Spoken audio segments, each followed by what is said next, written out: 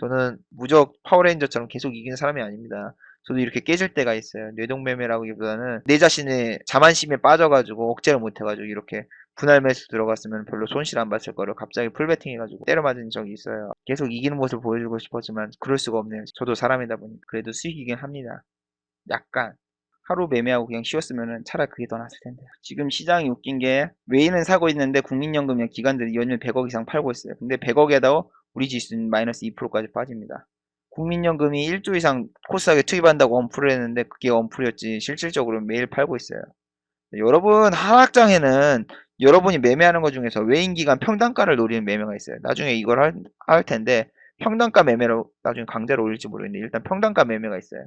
외인기관이 평단가가 있는데 그 평단가에 그쪽에서 지키로 얘네들이 들어오겠지 하는데 이런 거 지금 하지 마세요. 외인 기관이 나중에 손절치면 어떻게 할 건데요? 내가 뭐 외인 기관 평단가라던가 아니면 차트 매매라던가 여러 가지 기술이 있습니다. 근데 지금 왜 그런 걸 안 하고 있겠어요? 지금은 그런 거 강의하면 안 돼요. 왜냐하면 하락장에는 기법이 나발이고 소용이 없어요.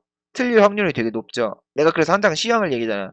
시향이 안 좋을 때는 기법이 나발이고 그냥 쉬는 게 최고라고. 근데 이런 때 괜히 투심을 자극해서 여러분한테 이렇게 해서 매매해 보시오, 저렇게 해서 매매해 보시오, 연습 매매라도 해서 손실을 끼쳐드리고 싶지가 않아요. 제 강의는 항상 말하잖아요. 여러분한테 수익을 절대 드릴 수 없지만 손실을 줄여드립니다. 종목 추천 같은 건 절대 없습니다. 저는 뭐 카페 회원 그런 것도 안 받고 손실이 100만 원 날 걸 10만 원 줄여들거나 아니면은 손실을 줄여주는 데 중점 둔 강의이기 때문에 이런 차트적인 매매나 이런 거는 나중에 장 좋을 때라던가 뭐 매매할 게 있을 때 그럴 때 해야지. 지금 하면 망해요 여러분. 괜히 뭐 투매 잡기 뭐 그런 거 하다가 투매에 같이 동참해가지고 같이 휩쓸립니다. 그런 거 안 합니다 지금. 어차피 지금은 장도 안 좋으니까 유튜브 영상 봐도 보는 사람 별로 없어요. 보는 사람만 계속 보지 너 신규 유저가 유입이 안 됩니다. 괜히 근데 다른 유료 사이트 같은 경우 회원들이 점점 줄어가니까 이럴 때일수록 뭐 재료주를 매매하는 데입니다. 강한 종목 저희가 알려드리겠습니다 하면서 막 추천하고 박앤세일이니 지금 주식을 많이 사야 됩니다 하면서 증권방송에서 얘기를 하고 있는데 여러분은 돈을 자꾸 쓰라고 하고 있습니다. 왜냐하면 자기 유료 회원이 점점 줄어갈수록 자기네가 돈이 줄고 회원이 늘어야지 돈을 버니까. 전 그런 게 아니니까 손실을 줄이는 관점에서 강의를 하도록 하겠습니다. 외인 기간이 평단가 이하인데도 연일 매도하는 종목이 지금 엄청 많죠. 걔네들이 가이드라인이 지정되어 있는데 예를 들면 시총이 높은 거는 계속 사라고 합니다. 예를 들면 삼성전자. 삼성전자 갑자기 또 160만 원 넘었죠. 삼성 같은 거 계속 사라고 해요. 시총이 높은 건 사라고 하고 시총이 낮은 건 던져버리려고요. 근데 시총 낮은 건 던지면 던질수록 계속 시총이 낮아지니까 코스닥 종목은 이제 다 로스컷이 나오고 삼성전자를 계속 쏠리고 있어요. 이게 뭐예요? 삼성전자 계속 올랐어요. 165만원까지 올랐어. 이게 뭐하는 짓거리예요 지금? 외인기관 연일 양매수. 여러분 기관 외인이 로스컷 하면 어떻게 될까요? 한미약품 사태도 봤지만 개인기관이 현물로만 수익을 내는 게 아니에요. 공매도도 있고 주식 대여 그리고 선물 등 다른 쪽으로도 다 수익을 낼 수가 있어요. 개인은 오로지 이 주가가 오르지 않는 이상 손해보는 이런 불리한 싸움에서 이길 수가 없어요. 개인은.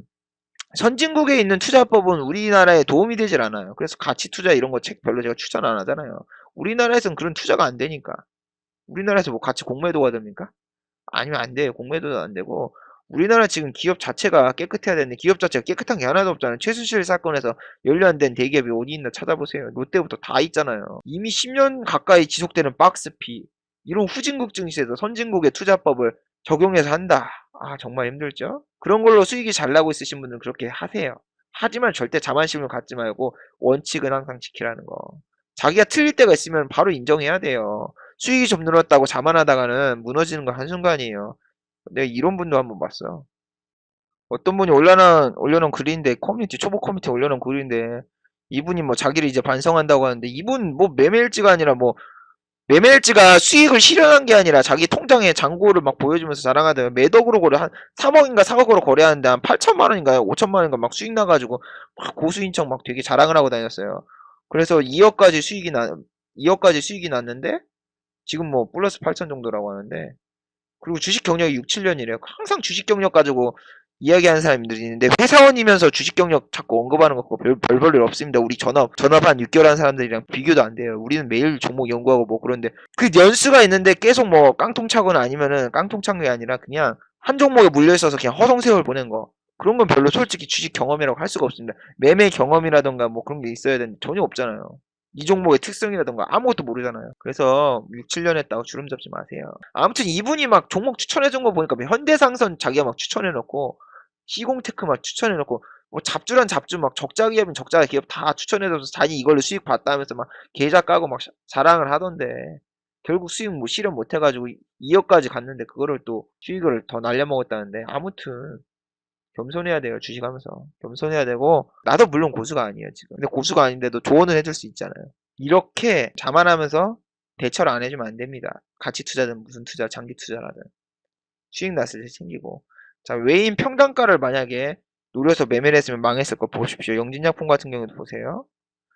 영진약품 보세요. 이거 외인 평단가가 12,000원입니다. 12,000원인데 투신이 샀었는데 투신이 연일 사다가 얘네 얼마예요? 이때 봐봐요. 12,000원대 이만큼 들었는데 계속 사다가 이제 로스컷 나오고 있죠? 기간 계속 로스컷 나오고 있죠? 왜 로스컷이 나오겠어요? 이제 가이드라인이나 뭐 그런 게 나온 거죠. 팔라고. 얘네 그냥 손해보고 파는 겁니다. 외에는 맨날 단타치고. 평단가가 그래서 지금 의미가 없어요. 하락장에는. 그래서 이런 거 차트적으로 막 본 다음에 외인 기간 평단가가 있으니까 한번 말아 올릴 거다. 그 기대감에 대응 안 하고 있었으면 어떻게 됐어요? 이런 데서 막 말아 올리겠지. 12,000원이면 여기인데 12,000원인데 여기까지 지금 얼마 빠졌어요? 여기까지 빠질 때까지 그냥 눈 뜨고 가만히 있었어. 망한 거죠. 그래서 외인 기간 평단가 보는 것도 지금 매매법이 하락장에서는 통용되지 않습니다. 물론 될 때도 있지만 그게 안 될 경우는 무조건 대응을 해야 된다는 거죠. 그러니까 틀릴 때는 항상 대응하고 같이 투자하시는 분이나 뭐 그러하시는 분들도 죽을 때까지 손실이 확정 그때 된 거지. 제시 리버모도 몇 조 원 이상 벌었다가 결국 마지막에 파산했잖아요. 잘해야 돼요 정말. 원칙 지키고 돈을 갑자기 주식으로 확 벌면은 그 확 번 돈을 날리는데 정말 매일이면 됩니다. 그러니까 여러분 지금 공매도하고 대차장고가 늘고 있는 종목은 절대 거래하지 마세요. 제가 공매도 쇼커버링을 이용한 공매도 강의에서도 그랬지만 여기 보세요. 공매도가 줄질 않아. 용직약품도 만 얼마대 공매도가 는 게 아니라 지금 12% 제약주 봐봐요. 10몇 프로가 계속 공매도잖아요. 10%, 17%, 8%. 이 공매도가 줄질 않아. 공매도를 13,000원대부터 쳐가지고 지금까지 계속 치는데 제약주는 계속 죽어가고 있습니다. 이런데도 손절 안 하고 버티고 있으면 여러분 진짜 더 죽는 거예요. 대차라도 줄여야 되는 대차 볼래요? 대차도 안 줄고 있어요. 대차도 얼마 줄지도 않고 계속 늘고 있고. 이런데 이런 제약주 이런 거를 뭐 헐값이다 하고 들어가면 망하는 거예요, 여러분. 저가 매수액이 개나 주래요. 저가 매수가 아니라 여러분이 공매도에 놀이터에 들어가는 겁니다. 잠깐 하루 반둥지고 거기서 또 내려찍고. 그러니까 제가 쇼커버링 강의할 때 그랬잖아요. 공매도하고 대차장고 들면 그때 봐서 들어가라고. 지금 평단가도 의미 없고 공매도 대차장고 이런 거 늘면서 꼬시는 종목 수급매매 꼬시는 종목 오텍 봐봐요. 지난 시간에도 언급해드렸는데 이건 지금 뭐 평단가가 뭐 의미가 없어요. 오텍 뭐 평단가가 외인기간 평단가가 12,000원이야. 그리고 외인은 연일 매수예요. 연일 매수. 이렇게 연일 매수하는 걸 보여준단 말이에요. 장중에 추정치에 보면 계속 외인이 잡혀 있어가지고 수급포라던가 아니 수급 매매하시는 분들 이거 따라 들어가요. 분명히 따라 들어갑니다. 다 따라 들어가요. 이게 진짜 양아치 패턴이 많은데 오텍 같은 경우에는 11,300원이 정말 거기가 매물 저항대예요. 근데 매물 저항대에다가 이렇게 걸어놓는 게 아니야. 차라리 1130에다가 매물대에다가 이렇게 몇만 주 걸어놓는 게 아니라 호가창에 보면 이렇게 걸어놓는 게 아니에요. 걸어놓는다는 게 뭐냐면은 여기 이렇게 매물이 이렇게 걸려있는 게 아니에요. 11300만 이렇게 좀 호가를 짱 비워놓고 11300만 오잖아요. 여기 딱 터치하는 순간에 갑자기 한 10억 정도를 갑자기 확 던져요. 확 던져가지고 이게 순식간에 쫙 밀려. 한 2, 3%가 쫙 밀려. 그거 정말 잘하는 종목이 오텍이에요. 진짜 쓰레기예요. 그럼 공매도라도 이런 게 줄고 있나? 대차장고 계속 늘고 있죠. 공매도 계속 늘고 있죠. 이 새끼들 내가 말했죠. 실적 발표 하루 전에 공매도하고 대차 계속 늘었다고. 실적 발표 하기 전부터도. 하루 전날에 공매도가 평소보다 10배 이상 늘고. 근데 이런 종목을 평단가만 보고 외인 기간 수급만 보고 하면 계속 꼬드김에 당한다니까요. 매일 안 올라 매일 내리고 있어.